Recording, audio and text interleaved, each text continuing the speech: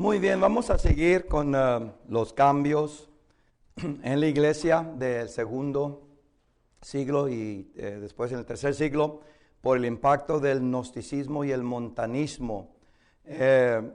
Vimos en la clase anterior, en la última parte, cómo uno de los primeros cambios que surgieron por los efectos, ¿verdad?, que tuvo el montanismo y el gnosticismo fue la elevación del episcopado o de los obispos. Pero, y quiero, ¿verdad?, enfaticé que sucesión, lo que llaman sucesión apostólica, muchos piensan que ese puesto y que finalmente llegó al papado. Lo que les quiero decir que sucesión tenía que ver más con de recibir una capacidad divina, ¿verdad?, para poder entender y enseñar la palabra de Dios, o que Dios directamente diera las enseñanzas para aquellas personas.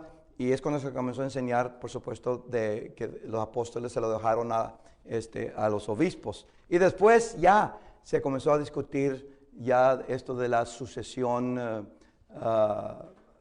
apostólica en cuanto al puesto, ¿verdad?, de autoridad. Y es cuando entramos al sistema monárquico, ¿verdad?, del obispo. Vimos de los credos también.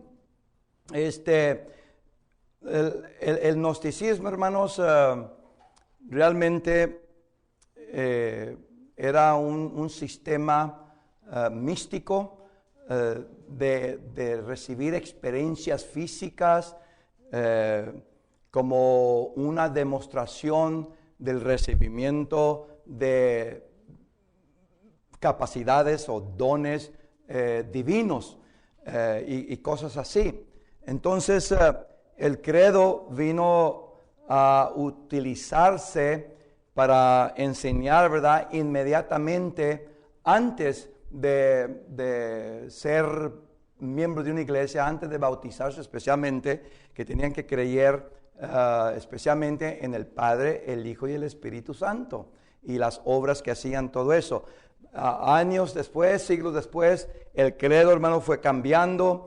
El credo fue tomando diferentes posiciones, pero siempre había ese ingrediente, ¿verdad?, ese elemento de lo que llamamos nosotros estos tres personajes de la deidad. Por mis evidencias que he estudiado, por los escritos de los padres apostólicos, yo he llegado a la conclusión que la fórmula bautismal, el Padre, el Hijo y el Espíritu Santo, realmente tiene sus raíces como consecuencia, ¿verdad?, del movimiento del gnosticismo. Es interesante que el gnosticismo, hermano, enseñaba mucho, ¿verdad?, cómo ser iniciados. Y ahora vemos que inmediatamente ya hay varias enseñanzas de bautizar en nombre del Padre, el Hijo y el Espíritu Santo, aparte de otras fórmulas trinitarias. Estas fórmulas trinitarias en cuanto al bautismo, también, hermanos, y otras enseñanzas, no siempre eran con las mismas palabras, pero todavía incluía el Padre, el Hijo y el Espíritu Santo. Enseguida, noten ustedes, ahora vamos a ver, hermanos, la última parte de este punto de los cambios en la iglesia por el impacto del gnosticismo y el montanismo, es la compilación de un canon. La compilación de un canon. Estas obras, y digo estas obras, se llevaron tiempo. Hay líderes que están tratando de obtener, ¿verdad?, literatura apostólica, porque es la única que se podría decir, ¿verdad?, que se puede creer que es la verdadera. Entonces hay evidencias de que muy temprano en el siglo, bueno, no tan temprano, como a mediación del siglo II, por primera vez, hermanos, aparece lo que se dice la autenticidad de los evangelios por el uso de la palabra escritura. Entonces, lo que estamos viendo que primeramente se está combatiendo el gnosticismo, aún a Marción, el montanismo, que están recibiendo otros evangelios. Y lo que comienza a surgir ahí a mediación del siglo II es que ahora se están buscando fuentes, los libros que nosotros llamamos auténticos del Evangelio de Jesús, que son los 4 que tenemos hoy nosotros en lo que llamamos en el Nuevo Testamento. Entonces, ya para el 131 después de Cristo, ya se comienza a referir que es escritura divina lo que está en el contenido de los evangelios y estos 4 libros que estamos hablando. Hay una obra que se llama Pseudo Bernabé, donde se menciona, ¿verdad? Esa frase, ese pensamiento, que es escritura el contenido de los libros del Evangelio, que son los 4 que acabamos de mencionar. Ahora, cuando uno estudia las epístolas de los padres apostólicos o las obras literarias del siglo II y el siglo III, hermanos, el que estudia esas obras siempre está consciente de que mucho de lo que se escribe allí es para combatir el gnosticismo, el marcionismo y también el montanismo. Tener ese fondo, hermanos, en nuestro pensar, cuando lean ustedes esas epístolas que les envié a ustedes, tengan eso en mente, ¿verdad? Porque en muchas de las ocasiones están tratando estos hombres de hacer una diferencia de lo que se practica ya por otras iglesias que ya están bien definidas como gnósticas y la iglesia verdadera. Policarpo también, hermanos, usa ya esa frase, ¿verdad? Que los evangelios, los libros del Evangelio de Jesús, Mateo, Marcos, Lucas y Juan, son escritura. La palabra escritura comienza a sobresalir, porque todavía yo creo que siempre, pero ya para el segundo y tercer siglo en adelante, pero especialmente el segundo siglo, tercer y cuarto siglo, la palabra escritura, hermanos, ya tiene un significado bien fuerte de autoridad. Casi lo mismo que como la usaba el apóstol Pablo, que toda escritura es ¿qué? Inspirada por Dios. Surge esto entonces en el segundo siglo para hacer énfasis que lo único que se debe de obedecer, creer y practicar son las enseñanzas que son de escritura, inspiradas por Dios, y esto está en los evangelios. En Roma se hizo como, no voy a decir que, nunca se cristalizó a una tradición. Más que todo era una práctica, una costumbre. Y voy a comenzar a usar mucho, hermanos, costumbres y voy a usar la palabra cristalizar y tradición, porque uno puede tener ciertas costumbres en la iglesia que pueden venir por conveniencia o cosas así, mientras no contradigan, por supuesto, el Nuevo Testamento. Pero cuando una costumbre, una práctica se cristaliza Ya cristaliza quiere decir, ya no es flexible. Ahora se hace un poquito más dura, ¿verdad? Se cristaliza a tradición, ya es algo del legalismo. Entonces, yo me acuerdo allá cuando recién convertido, allá hace 30, ¿cuántos años, verdad? 33, 34 años. Me decían a mí, esta es una regla de la Iglesia de Cristo. Y para mí, pues la Iglesia de Cristo es el Nuevo Testamento. Se tiene que ser así. Y entonces dice, ok, pues si es una regla de la Iglesia de Cristo, tengo que hacerlo. Y una de las primeras prácticas que a mí me fascinaba y a la misma vez me interesaba era lo que nosotros hicimos la Cena del Señor.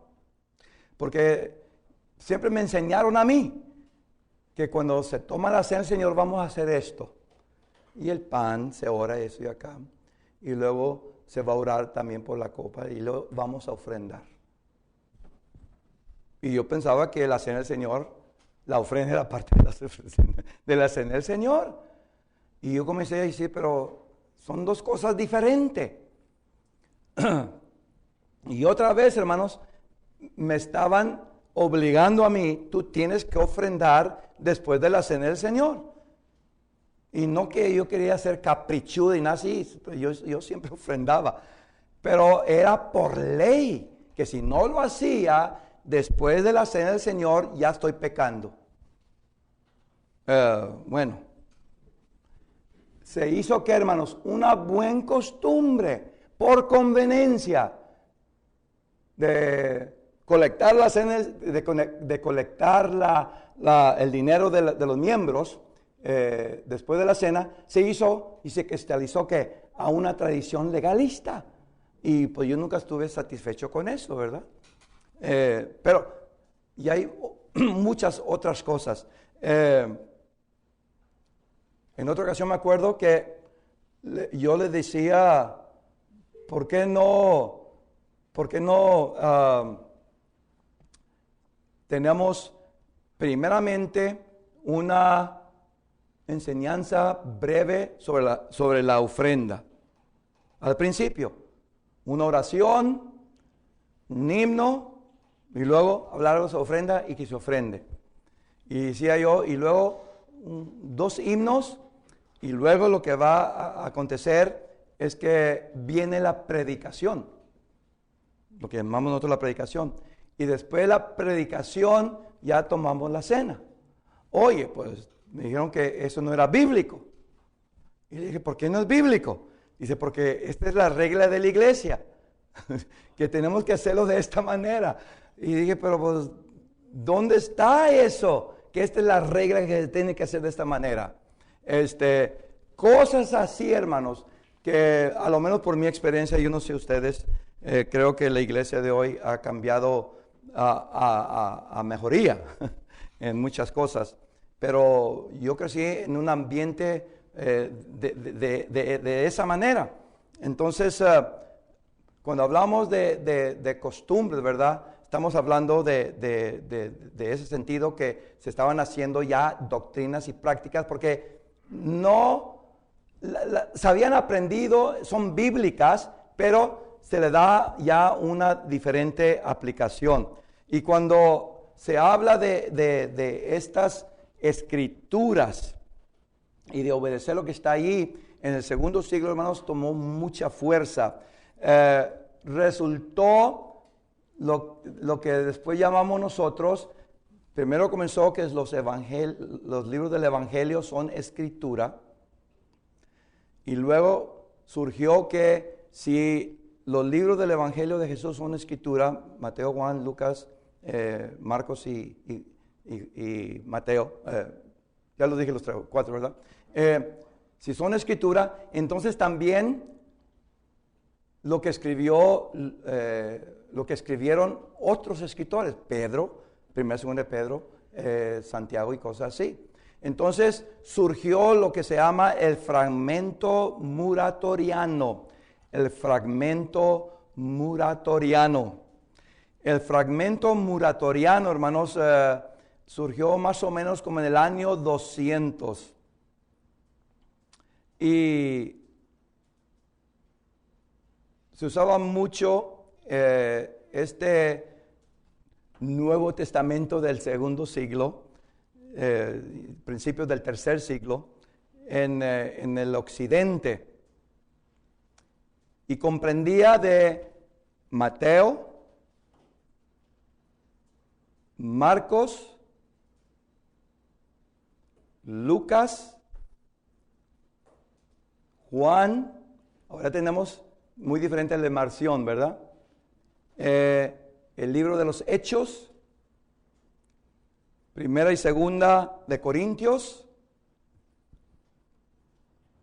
la epístola a los Efesios, a los Filipenses, a los Colosenses, a los Gálatas, a los de Galacia, primera y segunda de Tesalonicenses,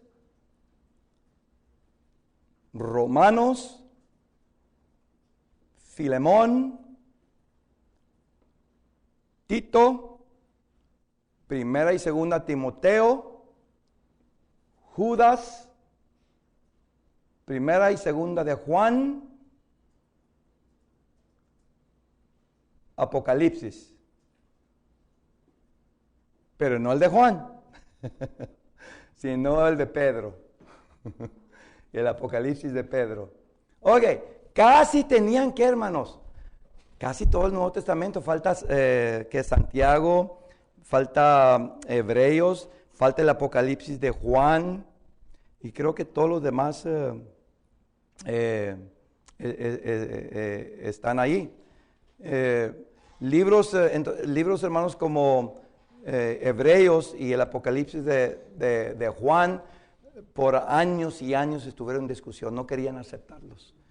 Especialmente el Apocalipsis de Juan, bueno, para mí, ¿verdad? Estaba tan claro, pero siendo que había otros apocalipsis, como el de Pedro, que según la tradición venía de la mano de Pedro, y no había mucha evidencia en cuanto a Juan, que era gnóstico, realmente era al otro lado, ¿verdad? Para que vean, hermanos, la fuerza, ¿verdad?, del gnosticismo, que al escribirse estos apocalipsis, ¿verdad?, llegó a una confusión cuáles son genuinos y cuáles no son. Entonces ahí vemos lo que yo llamo el canon original, el fragmento muratoriano.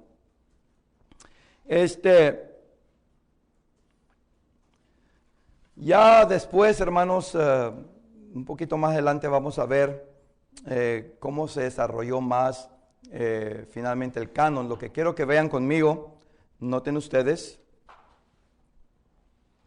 es los cánones originales o los códices. Los cánones originales.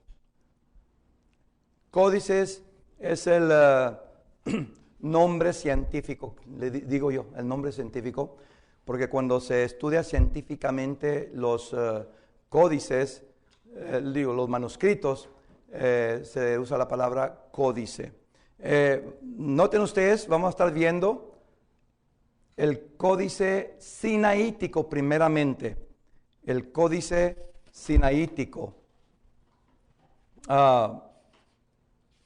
El códice sinaítico es del siglo IV. Se puede nominar como con la letra Aleph o el número 01. Déjenme explicar eso para que cuando ustedes se encuentren en los comentarios mención, ¿verdad?, de los manuscritos. Entonces, a veces se identifican con una letra. Cuando se refiere al manuscrito sinaítico, es la Aleph. El manuscrito sinaítico también se identifica con un número, es el número 1 o el 01. Y a veces nomás se menciona como el manuscrito sinaítico. Entonces tiene el nombre, dando referencia el nombre sinaítico, dando referencia dónde fue descubierto o en qué museo en diferentes partes del mundo está. Se le da el número para identificar el número de manuscritos que existen, que son parece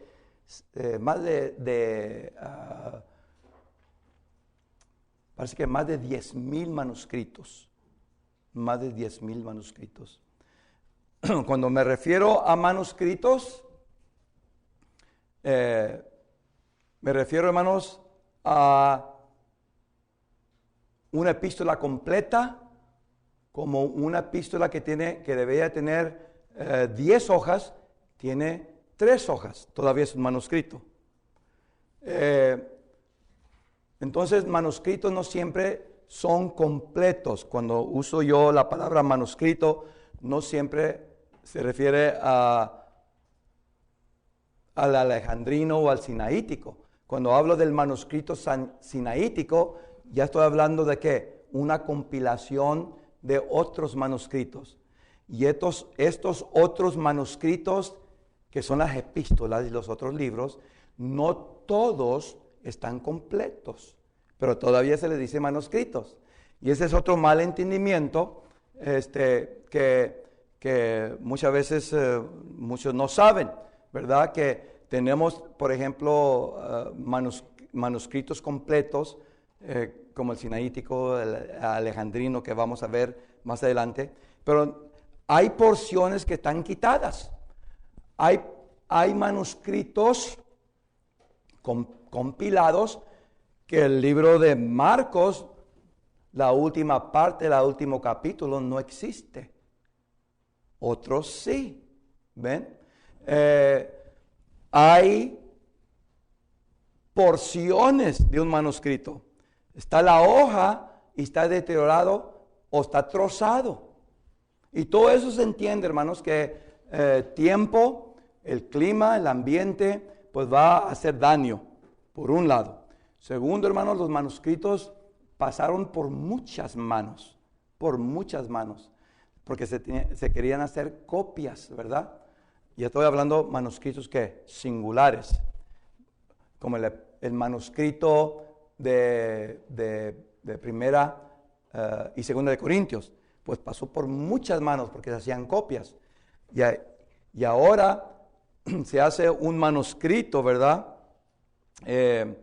Completo. Ya tenemos a Primera y Segunda de Corintios y muchos otros libros ahí. Y se hacen, ahora este manuscrito se hacen ¿qué? Copias también, pero más que todo, más importante, que se pasa de un lugar a otro. Estos manuscritos completos como el sinaítico, eran, hermanos, objetos que el Imperio Romano andaban buscando, que muchos gnósticos andaban buscando para destruir, para que no se enseñara de ahí. Entonces había muchos factores, hermanos, que causaron que los manuscritos tuvieran esos, no son errores, sino se les llama variantes. Yo enseñé un curso, ¿verdad?, de los manuscritos en griego, y tocamos todo eso. No creo que lo voy a enseñar yo, pero les adelanto porque si ustedes estudian, ¿verdad?, esto tuvieron que hacer los líderes cuando están tratando de determinar cuáles manuscritos son auténticos. Tienen que ver todo eso. La letra Aleph, hermanos, por supuesto, nomás se refiere a una letra para distinguirlo, ¿verdad?, del número. El Códice Sinaítico es uno de los más completos. Tiene 148 hojas escritas en griego, letra mayúscula. Aparte de los 27 libros que aparecen en nuestras versiones modernas, el códice también contiene la epístola de Bernabé y el del pastor Hermas. Entonces, este manuscrito contiene cuántas epístolas o cuántas obras, cuántos manuscritos del Nuevo Testamento. 29. Ese era el manuscrito, hermanos, del siglo IV, más o menos, como vamos a ver más adelante, para el 350. Ya podemos ver nosotros este manuscrito, a lo menos copias de él o el original. Pero sabemos, hermanos, que esto fue aceptado por los líderes, por la iglesia, que eran auténticos, y es lo que consideraron como inspirados por la palabra de Dios. El manuscrito, hermanos, mide a medidas de acá, de este país, 15 por 14 pulgadas, que sería más o menos que, así, ¿ven mi cara? Si quieren tener una perspectiva, más o menos así, por así el manuscrito. 148 hojas. Imagínense ustedes cómo estará la escritura. Los manuscritos contienen correctores. Correctores quiere decir que se hicieron correcciones. Porque, otra vez, por una o dos razones. Cuando se hizo una epístola, ¿verdad? Aquí tenemos un manuscrito de esa epístola. Esa epístola, ese manuscrito pasó por muchas manos. A veces palabras o frases se borraban, se deterioraban, ¿verdad? Cuando se hacía una copia, pues no hay otro Primera de Corintios o Segunda de Corintios. Es el único que hay, que se ha aceptado, es auténtico. ¿Y qué tienen que hacer ahora? ¿Qué hace el escriba? Pues tiene que él copiar así como está Primera y Segunda de Corintios. Lo que pasa, una de dos cosas, donde hay espacios, donde está deteriorado, donde no se puede ver la palabra, una de dos, lo dejan en blanco y ellos siguen escribiendo como si no hay nada. Hay esa posibilidad.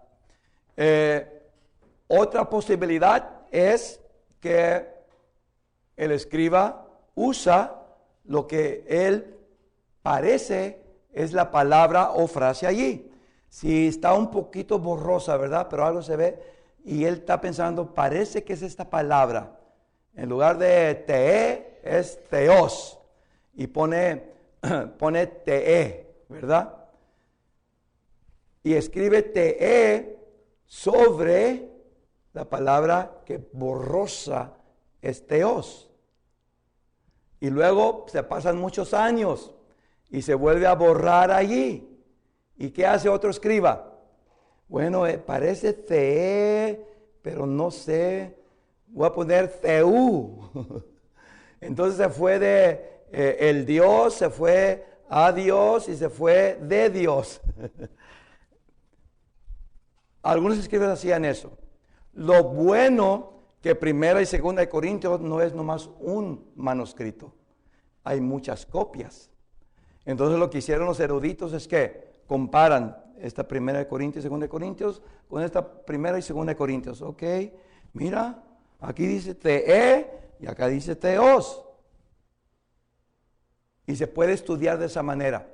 Científicamente se hallaron una mejor manera de determinar qué es la lectura original de ese manuscrito. No que el manuscrito sea original, pero la lectura original de ese manuscrito. Vamos a decir que se hizo ese manuscrito en el siglo II. Y ya para el siglo III ya se han hecho 4 correctores. Entonces los científicos han visto ahí y tienen unos químicos que lo llevan, hermanos, hasta la superficie de la hoja original y tienen químicos que hacen saltar las letras originales de ese manuscrito. Interesante, es un proceso que a mí me fascinó y estudié por varios años, cómo en tiempos modernos, diferente a los tiempos de cuando se estaba compilando todo esto, determinaron cuáles eran los auténticos y qué es lo que se debe de escribir ahí. Entonces, tienen 9 correctores en diferentes partes este manuscrito. Ok, aquí, hermanos, noten ustedes, está una muestra de una copia, mejor, del manuscrito de una hoja del manuscrito sinaítico. Es de 4 columnas. Noten ustedes que a la izquierda de algunas de las columnas hay diferentes letras y palabras. Este manuscrito a mí me envió la Universidad de Oxford en Inglaterra. Hace muchos años me envió muchos manuscritos para que hiciera unos análisis. Y esto fue uno de ellos. Y algunas de las cosas que noté, hay palabras que también se insertaron allí. No lo alcanzan a ver ustedes, hermanos. Voy a tratar de enviarles una copia de esto para que ustedes lo tengan. Y no sé si en el desarrollo de las obras literarias están las copias, el que ustedes descargaron del sitio. Y si no, pues yo voy a tratar de enviarles una copia de esto. A veces se hallan comentarios en la margen, como escribe diciendo, yo no pude determinar qué es la palabra aquí. A lo menos fue honesto, ¿verdad? Años después, otros comenzaron a hacer más investigaciones. Pero ahí está, hermanos, a lo menos una de las hojas de este manuscrito. Vamos a ver ahora enseguida el Códice Alejandrino. El Códice Alejandrino. También se le da la letra A, el número 02, es del siglo IV. A veces los comentaristas dicen, según el manuscrito A, hay evidencias que este variante debe de interpretarse de esta manera.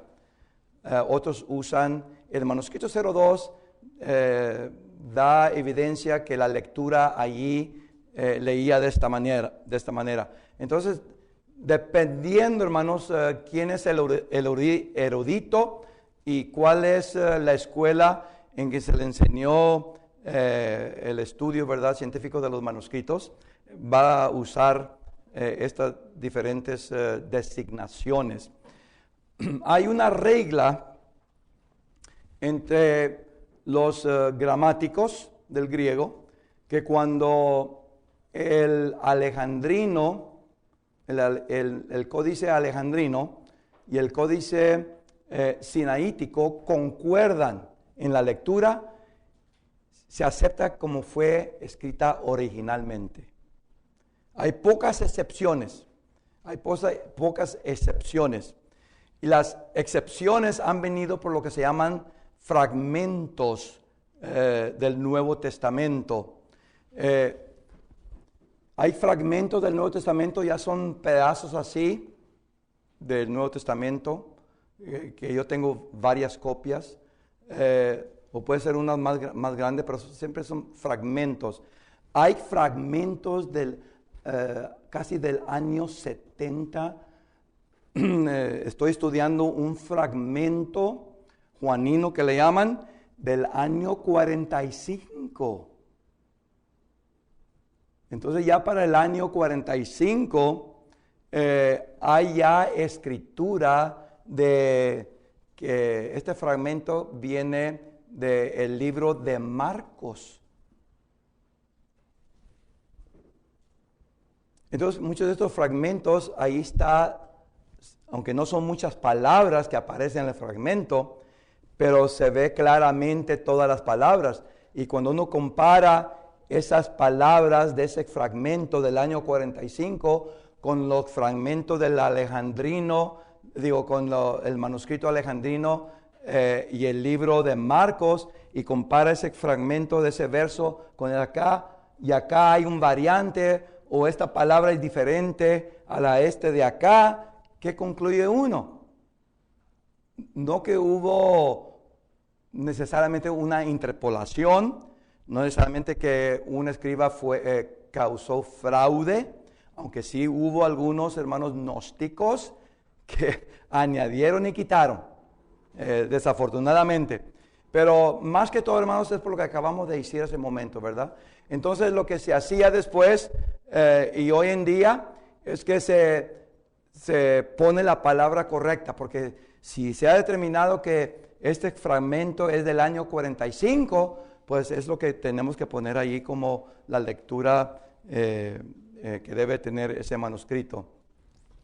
Este códice, hermano, tiene 773 hojas. Mide 10 por 12 pulgadas, no está muy grande. Por supuesto está más grueso. Todo el Antiguo Testamento y todo el Nuevo Testamento, hermanos, está preservado.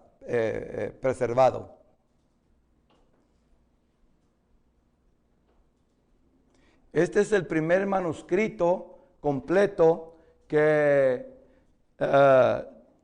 usó capítulos. Nosotros tenemos capítulo 1, ¿verdad? Este fue el primer manuscrito que se usó capítulos. Este es uno de los manuscritos, hermanos, considerado como parte del grupo bizantino, que voy a mencionar más adelante, el grupo bizantino, porque hay dos escuelas de traducción hoy en día, la escuela crítica y la escuela recibida, o lo que llaman del textos recepticos. Ok, noten ustedes aquí, hermanos, ahí está yo sé que no está muy claro, pero para que tengan ustedes una idea del manuscrito. Me fascina a mí, ¿verdad? Todo en mayúscula. No sé si alcanzan a ver ustedes ahí en medio, en ciertos lugares, se ve donde está borrado. Veo algunos espacios también. No sé si había palabras allí o más bien que era un sistema de escribir del escribano. Hay ciertos dibujos que no sé qué significan, no aparecen allí. Sería señales para el escriba de que hay algo importante ahí, ¿verdad? Ok, entonces estamos viendo, hermanos, el alejandrino. Ahora vamos a ver el que sigue. El Códice Vaticano del siglo IV. El siglo IV. El Códice Vaticano. El Códice Vaticano, hermanos, también contiene todo el Antiguo Testamento y Nuevo Testamento. Tiene 617 hojas. Como los otros códices, vino a ser un manuscrito que se escribió en lo que llaman scripto continua. No hay separación de palabras ni espacios. Noten ustedes, ahí está una copia. Noten que aquí no hay espacios. En el alejandrino sí había espacios, pero otra vez no sé si se dejó ahí espacio porque faltó palabra o se deterioró. Pero este no tiene ningún espacio. Tiene señales, tiene comentarios arriba. Es uno de los manuscritos que realmente su forma de escribir es bien bonita. Uno de los estudios que se hace en los diferentes manuscritos es que se compara el estilo de escribir. Y muchas veces se determina que el estilo de escribir es de ciertas partes del Imperio Romano. Entonces se determina dónde se originó, ¿verdad?, el manuscrito. Bueno, como quiera que sea, hermanos, lo interesante para mí es que los escribas insertaron a la margen muchas frases, como indicando, ¿verdad?, que se había olvidado escribir o se debía de escribir un texto. Entonces, lo que pasa, si ustedes van, y no sé, esta es... no alcanzo a ver las letras. Si no estoy, parece que es la epístola a los Efesios. Si ustedes ya han escrito los 4 libros, si ustedes ya han escrito Hechos, 1 Corintios, 2 Corintios, y luego van a escribir, van a hacer una copia del libro de Efesios, y llegan a este puntito aquí, donde acá a la derecha, no sé si notaron ustedes, déjenme dirigirlos otra vez.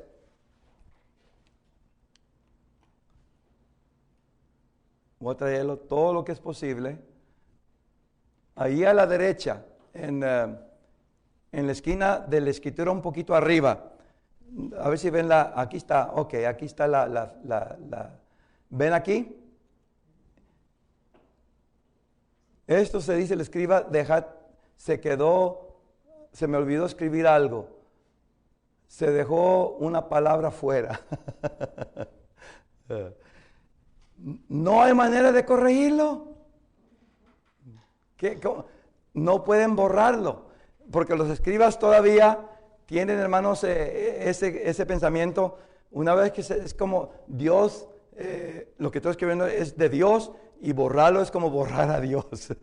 Todavía había esa sensibilidad cuando se hacían nuestros manuscritos, y la honestidad y la integridad, ¿verdad?, de los traductores, pero a lo menos esta escriba fue honesto. Ahora, noten ustedes, hermanos, el último códice, el texto recibido. Este manuscrito es del 1500 después de Cristo. El texto recibido, 1500 después de Cristo. También se le llama el texto receptico o el texto bizantino. Se dice el códice texto bizantino haciendo referencia, hermanos, a las copias de los manuscritos de casi todas las epístolas que tenemos en el Nuevo Testamento del siglo IV y V. Hubo el griego clásico como hasta el 300. Después del griego clásico vino el koiné del 250 hasta el año vamos a decir 350, 400 después de Cristo. Es cuando termina el